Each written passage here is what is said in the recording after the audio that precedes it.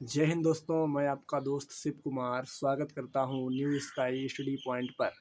आज का हमारा विषय है संविधान और संविधान में हम लोग पढ़ रहे हैं मौलिक अधिकार। कुछ मौलिक अधिकार का अध्ययन हम लोग पिछले वीडियो में कर चुके हैं। अब चलते हैं उसके आगे। अब आता है नंबर 4 आता है धार्मिक स्वतंत्रता का अधिकार। धार्मिक स्वतंत्रता का अधिकार ये क्या है दोस्तों? नंबर 4 आता है धार्मिक स्वतंत्रता का अधिकार। अनुच्छेद की बात की जाए, यदि अनुच्छेद की बात की जाए तो 25 से लेकर 28 तक इसका वर्णन किया गया है। धार्मिक स्वतंत्रता का अधिकार अनुच्छेद की बात करें तो 25 से 28 तक इसका वर्णन किया गया है। सबसे पहले हम लोग देखेंगे अनुच्छेद 25। अनुच्छेद 25 क्या कहता है? अनुच्छेद 25 कहता है कि अंतःकरण की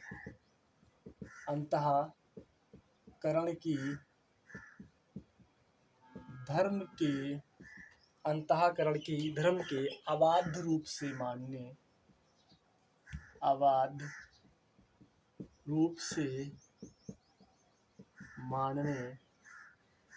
आचरण प्रचार व प्रसार करने की स्वतंत्रता। अनुच्छेद 25 कहता है कि अंतःकरण की और धर्म के अबाध रूप से मानने आचरण प्रचार व प्रसार करने की स्वतंत्रता। इसको हम इतना ना याद करके इतना याद रख सकते हैं कि अनुच्छेद 25 कहता है कि आचरण प्रचार व प्रसार करने की स्वतंत्रता। पूरा याद करने की कोशिश ना करें क्योंकि हमको कीवर्ड पकड़ना है। अनुच्छेद 25 कहता है कि आचरण प्रचार व प्रसार करने की स्वतंत्रता। इसका मतलब ये हुआ कि कोई भी व्यक्ति किसी भी धर्म को अपना सकता है, उसका आचरण कर सकता है, उसका प्रचार प्रसार कर सकता है अनुच्छेद 25 के तहत। अब देखते हैं दोस्तों, अगला अनुच्छेद आता है 26। हमारा अगला अनुच्छेद है 26। 26 कहता है धार्मिक कार्यों के प्रबंध की स्वतंत्रता। धार्मिक कार्यों के प्रबंध की स्वतंत्रता मतलब व्यक्ति को अपने धर्म के लिए संस्थाओं की स्थापना व पोषण करने का अधिकार अनुच्छेद 26 में कहता धार्मिक कार्यों के प्रबंध की स्वतंत्रता। इसका मतलब ये हुआ कि व्यक्ति को अपने धर्म के लिए संस्थाओं की स्थापना करना व उनका पोषण करने का अधिकार अनुच्छेद 26 हमें देता है। अब बात करते हैं अनुच्छेद 27 की। अनुच्छेद 27 कहता है कि धार्मिक अभिवृद्धि के लिए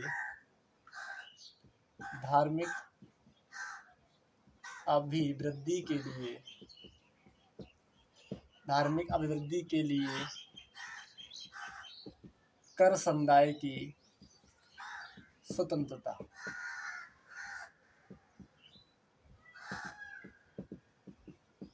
अनुच्छेद 27 कहता है कि धार्मिक अभिवृद्धि के लिए कर समुदाय की स्वतंत्रता। अब बात करते हैं अनुच्छेद 28 की। अनुच्छेद 28 कहता है कि कुछ शिक्षण संस्थाओं में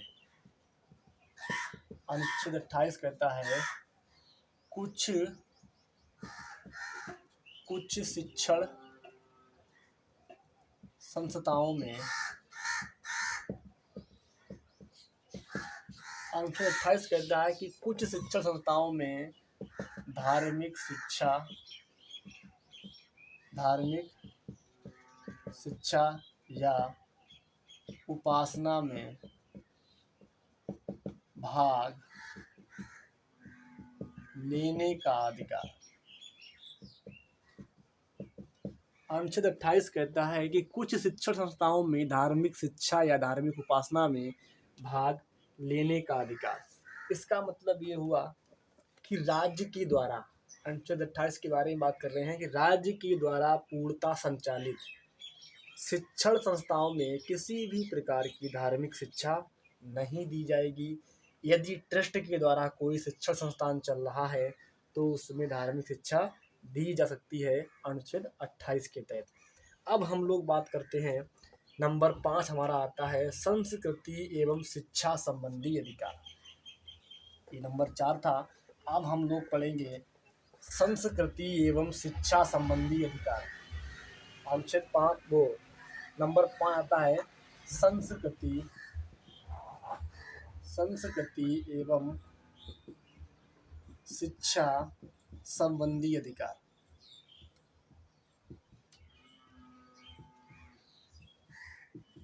नंबर 5 आया है संस्कृति एवं शिक्षा संबंधी अधिकार। इसमें 2 अनुच्छेदों का वर्णन किया गया है। अनुच्छेद की बात की जाए तो 29 और 30। ये खासकर अनुच्छेद अल्पसंख्यक वर्ग के लोगों के लिए है, 29 और 30। सबसे पहले बात करेंगे अनुच्छेद 29 की। अनुच्छेद 29 क्या कहता है? अनुच्छेद 29 कहता है कि अल्पसंख्यक वर्गों के हितों का संरक्षण। अल्पसंख्यक वर्गों के हितों का संरक्षण। अनुच्छेद 29 कहता है कि अल्पसंख्यक वर्गों के हितों का संरक्षण। इसका मतलब ये हुआ कि कोई भी अल्पसंख्यक वर्ग अपनी भाषा, लिपि, संस्कृति को सुरक्षित रख सकता है और भाषा, जाति, धर्म के आधार पर उसे किसी भी शैक्षणिक संस्था में प्रवेश से नहीं रोका जाएगा, अनुच्छेद 29 के आधार पर। अब बात करते हैं अनुच्छेद आता है 30। ये खासकर अनुच्छेद 29 और 30 अल्पसंख्यक वर्गों के लिए है। अनुच्छेद 30 कहता है कि शिक्षा संस्थाओं की स्थापना।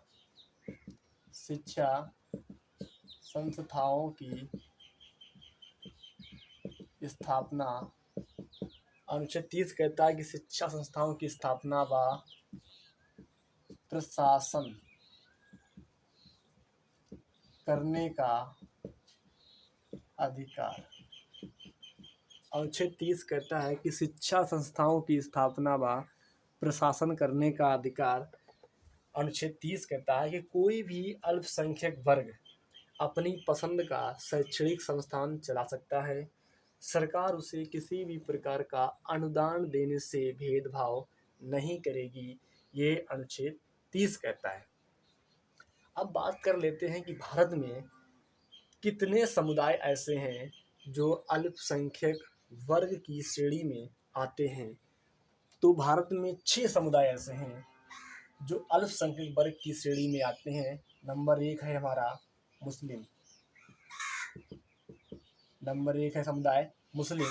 नंबर 2 है हमारा ईसाई। नंबर 3 है पारसी और नंबर 4 है सिख और नंबर 5 है जैन धर्म और नंबर 6 है बौद्ध। भारत में 6 समुदाय ऐसे हैं जो अल्पसंख्यक की श्रेणी में आते हैं। वो कौन कौन से हैं? नंबर 1 तो हमारा हो गया मुस्लिम धर्म, ईसाई, पारसी, सिख, जैन और बौद्ध। ये 6 ऐसे धर्म हैं जो अल्पसंख्यक वर्ग की श्रेणी में आते हैं। अब हम लोग चलते हैं, आएंगे नंबर 6 हमारा आता है संवैधानिक उपचारों का अधिकार। हम लोग अब पढ़ेंगे नंबर लास्ट 6 संवैधानिक उपचारों का अधिकार। 6 नंबर क्या कहता है? संवैधानिक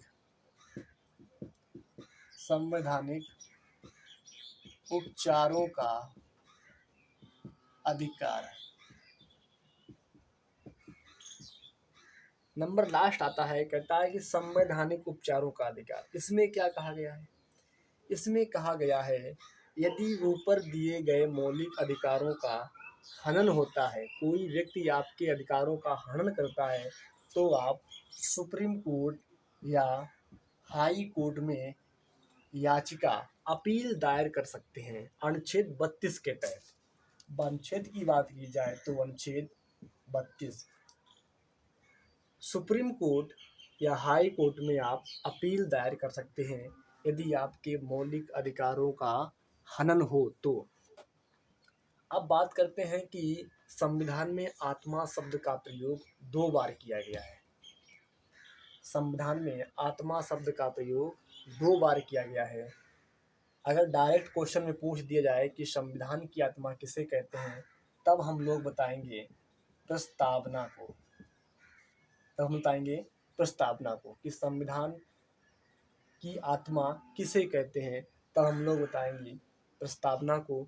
यदि ये पूछ दिया जाए कि बाबा साहब भीमराव अम्बेडकर ने संविधान की आत्मा किसे कहा है, तब हम लोग बताएंगे अनुच्छेद 32, जो कि संवैधानिक उपचारों का अधिकार है। इसमें कहा गया है कि अगर व्यक्ति के मौलिक अधिकारों का हनन होता है तो वह सुप्रीम कोर्ट और हाई कोर्ट में अपील दायर कर सकता है। अब अपील तो दायर कर दी, अब इसके बाद क्या होता है? सुप्रीम कोर्ट अनुच्छेद 32 के तहत, सुप्रीम कोर्ट अनुच्छेद 32 के तहत और हाई कोर्ट अनुच्छेद 226 के तहत 5 प्रकार की रिट जारी करती हैं। सुप्रीम कोर्ट रिट निकालती है अनुच्छेद 32 के तहत और हाई कोर्ट रिट निकालता है अनुच्छेद 226 के तहत। ये दोनों 5 प्रकार की रिट जारी करते हैं। ये दोनों 5 प्रकार की रिट जारी करते हैं। वो कौन कौन से हैं, हम लोग बारी बारी से इसका अध्ययन करेंगे। नंबर 1 आता है बंदी प्रत्यक्षीकरण। बंदी प्रत्यक्षीकरण। नंबर 1 आता है बंदी प्रत्यक्षीकरण। इसका मतलब हम लोग पीछे पढ़ चुके हैं कि अगर व्यक्ति को बंदी बनाया गया है, यदि व्यक्ति को हिरासत में लिया गया है, तो उसे 24 घंटे के अंदर अंदर मजिस्ट्रेट के सामने पेश करना होगा। हम लोग अनुच्छेद 22 में इसका अध्ययन कर चुके हैं। बंदी और 24 घंटे, यदि व्यक्ति को बंदी बनाया गया है, किसी भी व्यक्ति को हिरासत में लिया गया है, तो उसे 24 घंटे के अंदर अंदर मजिस्ट्रेट के सामने पेश करना होगा। अब आता है नंबर 2 परमादेश। नंबर 2 आता है परमादेश। परमादेश। नंबर 2 आता है परमादेश। परमादेश से साफ साफ दिख रहा है आदेश। ये रिट उन व्यक्तियों के लिए जारी किया जाता है, खासकर सरकारी व्यक्तियों के लिए, जो अपनी कर्तव्यों का निर्वहन ठीक ढंग से नहीं करते हैं। ये रिट उनके लिए जारी किया जाता है कि आप लोग अपने कर्तव्यों का निर्वहन ठीक ढंग से करें। नंबर 3 आता है प्रतिषेध लेख। प्रतिषेध लेख। नंबर 3 आता है प्रतिषेध लेख। प्रतिषेध का मतलब होता है, अब हम लोग पढ़ेंगे प्रतिषेध लेख। प्रतिषेध का मतलब होता है मना कर देना। प्रतिषेध का मतलब होता है मना कर देना। मना कर देना। प्रतिषेध का मतलब होता है मना कर देना। प्रतिषेध का मतलब होता है मना कर देना। थोड़ा ऊपर लिख लेते हैं। प्रतिषेध। प्रतिषेध का मतलब होता है मना कर देना। प्रतिषेध का मतलब होता है मना कर देना। इसमें क्या होता है, सुप्रीम कोर्ट, हाई कोर्ट और district court, supreme court high court से कहता है और डिस्ट्रिक्ट कोर्ट से कहता है कि यह कार्य आपके अधिकार क्षेत्र में नहीं है, कृपया आप इस पर कार्य ना करें।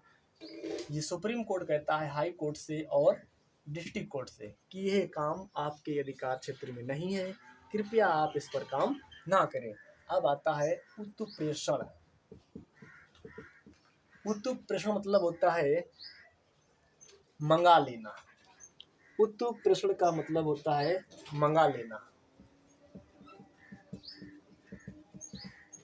उत्प्रेषण का मतलब होता है मंगा लेना। सुप्रीम कोर्ट बात वही है, सुप्रीम कोर्ट, हाई कोर्ट और डिस्ट्रिक्ट कोर्ट।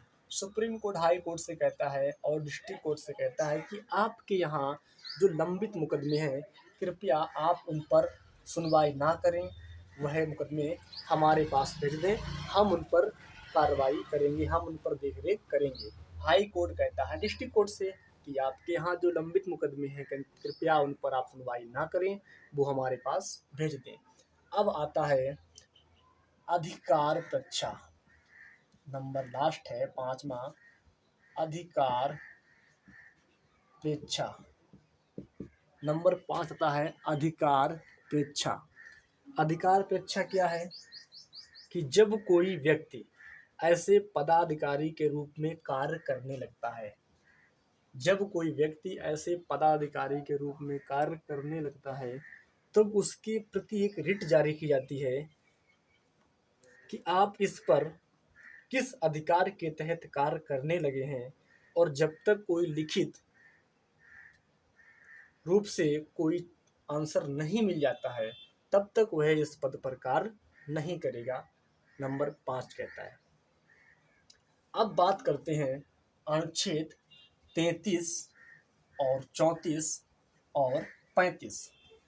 अनुच्छेद 33, 34 और 35। अब हम लोग इसका बारीकी से अध्ययन करेंगे। अनुच्छेद 33 की बात करते हैं हम लोग। अनुच्छेद 33 क्या कहता है कि सैन्य बलों या अर्धसैनिक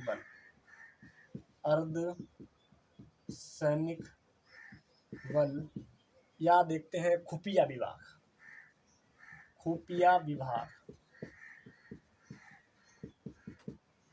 संसद क्या करती है कि सैन्य बलों, अर्धसैनिक बल या खुफिया विभाग के लोगों के कुछ हद तक मौलिक अधिकारों को रोक दिया जाता है अनुच्छेद 33 के तहत। सैन्य बलों, अर्धसैनिक बल, खुफिया विभाग के जो व्यक्ति काम करते हैं इसमें उनके कुछ हद तक अधिकारों पर रोक लगा दिया जाता है अनुच्छेद 33 के तहत। अब हम लोग देखते हैं अनुच्छेद 34 का कहता है। अनुच्छेद 34 कहता है यदि किसी क्षेत्र में मार्शल आर्ट, क्या लग गया है, मार्शल आर्ट, यदि किसी भी क्षेत्र में मार्शल आर्ट लग गया है तो वहाँ पर कुछ हद तक जो अधिकार दिए हैं उन पर रोक लगा दी जाती है और व्यक्तियों के आवागमन पर रोक लगा दी जाती है और लोगों की तलाशी लेने का अधिकार भी हो जाता है। अनुच्छेद 35 की बात की जाए, अनुच्छेद 35 क्या है कि संसद को उपयुक्त विषयों पर कानून बनाने का अधिकार, मतलब संसद को कानून बनाने का अधिकार। 35 कहता है कि संसद को उपयुक्त विषयों पर कानून बनाने का अधिकार होता है। ये था हमारा मौलिक अधिकार का वीडियो। हम लोगों ने इसमें बहुत ही अच्छे तरीके से अध्ययन किया। अब हम लोग नेक्स्ट वीडियो में राज्य के नीति निर्देशक तत्व के बारे में अध्ययन करेंगे। जय हिंद, जय भारत।